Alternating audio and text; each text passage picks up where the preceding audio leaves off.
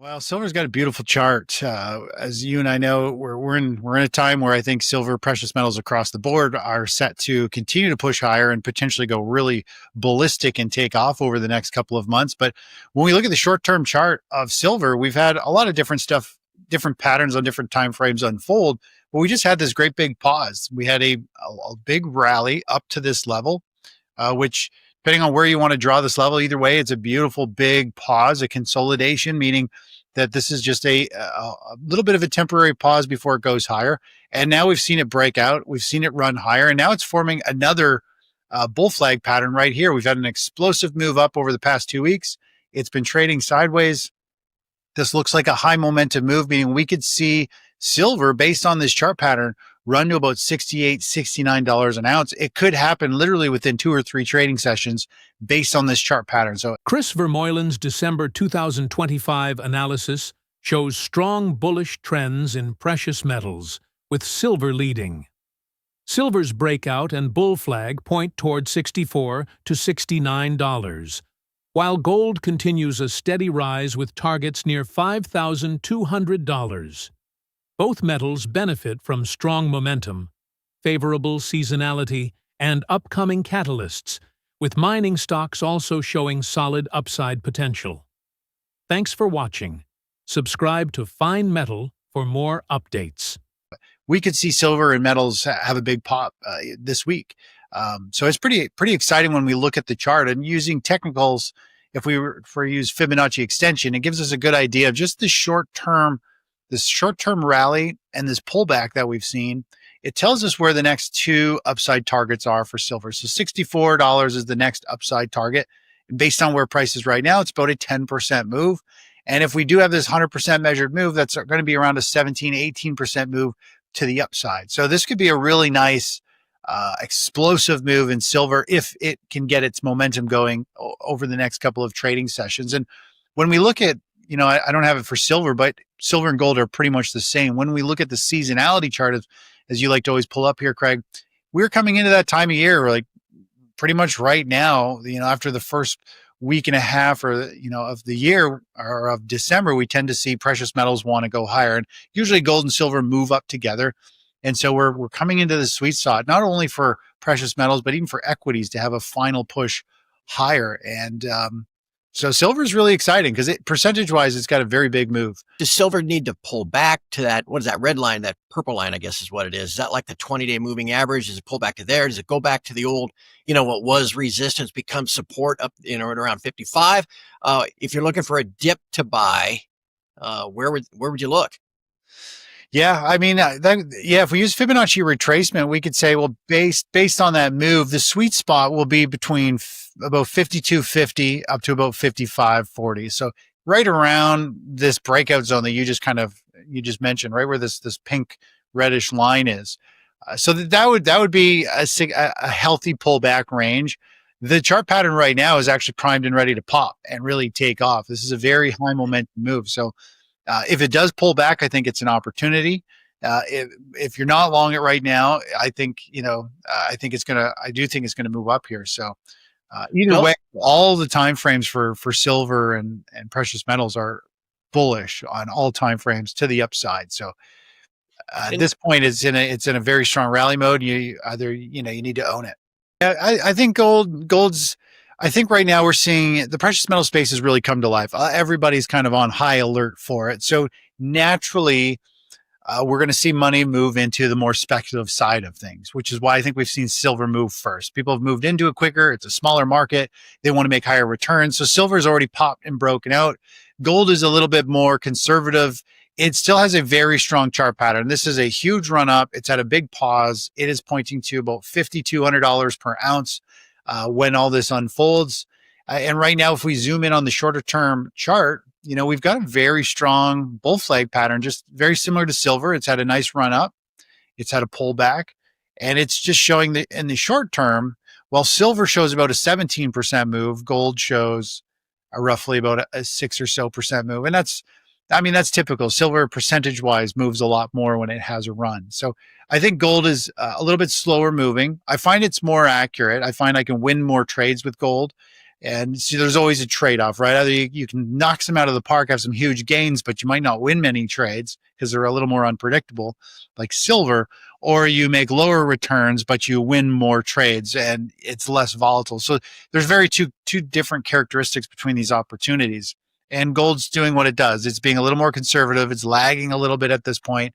I think money's looking for higher returns than gold, which is silver. And I think miners and platinum and palladium. I think there's money's starting to figure out, trying to spread out. There's no doubt like this, we're in a strong bullish chart power. And the question is, does this weekly chart go on for another 10 or 12 bars, which is could be 2 or 3 months, or does it just pop and break out and pick up speed and hit that next upward target?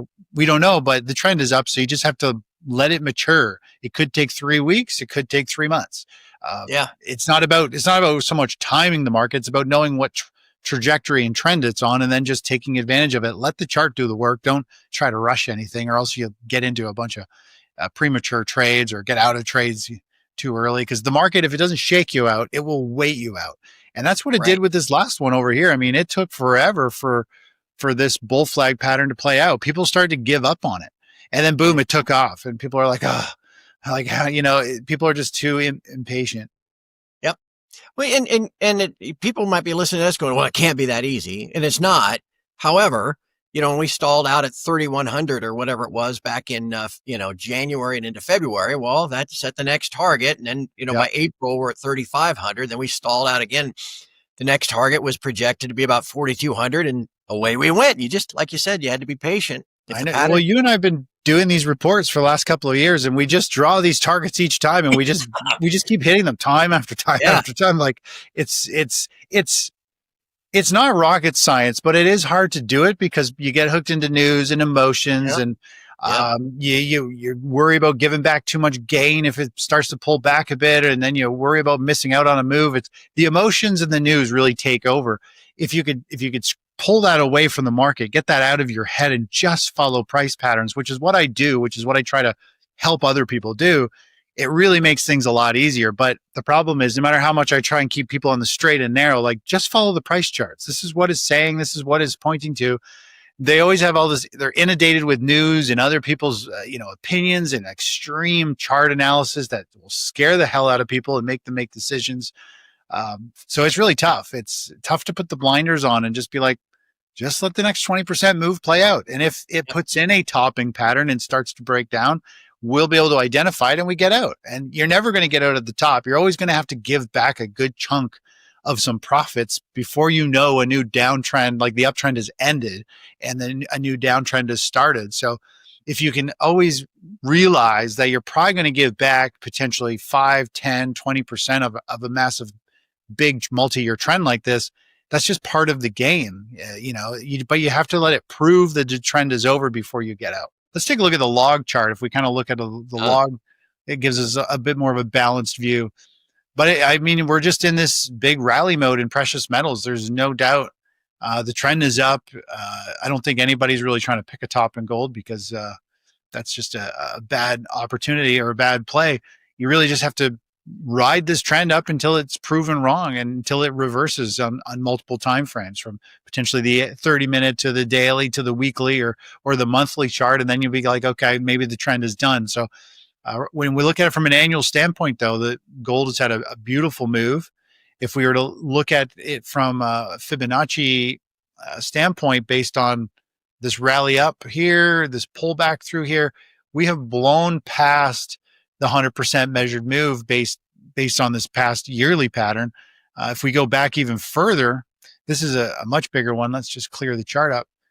We can go based on this low back over here from 2000. We can go to the peak in 2011, the low back here. You can see here, we're still above all of the targets. And this is why I've been talking about it for a while, is we're in this kind of, I hate to say bubble phase or blow off phase, but we've hit the measured move targets for gold. And so now we're in no man's land. You just have to ride the trend. We're in the perfect environment for precious metals to go higher. And now you kind of drop down to these shorter term charts, which, if we go back to the daily chart, this is where we can get an idea of where the next critical targets are, because the yearly chart, we've already blown past all that. So we could grab the low from this last bull flag pattern, the high that we've had, and this recent low. And this will give us an idea of where this next run is going to go, which is about 51.75 for gold. If we to see what that is, it's about a 22% move. So there's a lot of potential still for gold to the upside over the next couple of months. We could potentially see money rotate into this space. I think one of the big things that'll be interesting to see play out is if the stock market eventually stalls out and rolls over. And if it does, is the money that's coming out of equities, is that going to pile into precious metals and send them sharply higher? I think it will. It's just a matter of waiting for the stock market to actually roll over and start to sell off, and for that new money to be raised to get put to work somewhere. I mean, it's doing similar to gold. I mean, we can look at it here. Like, you get a rally up and then it pauses for a while, and then you get a rally up and then it pauses for a while. So I think you just have to look at this. Miners are a little more volatile. They'll shake you up. They'll make some higher highs, some lower lows, and you won't know what to do. And that's exactly kind of what they've been doing. But there's a pause here. And really all we are right now is the same with gold. Gold, they're just in a pausing phase, right? I'm expecting we're going to see this eventually break to the upside. If we zoom into the daily chart, we get a much cleaner look of where we are. It's very similar to the price of gold here. Yeah. We've got this push up. We got a nice bull flag, and it's pointing to higher pricing here at any point. There's a couple of different bull flag patterns through here. There was this nice one here, and it pulled back. Yep. And using simple Fibonacci, I mean, I always use this tool, but to me, it's the most accurate tool there is to identify invisible resistance levels and targets. That's what I love about it, is because most people don't use it. And when things are hitting all-time highs or moving higher, they don't know where to put a target really, but Fibonacci gives us these perfect targets. So based on this previous run and this pullback, and we carry it over, you can see we came right up to the 100% measured move. And so now we're pulling back. So now we have another one unfolding right here.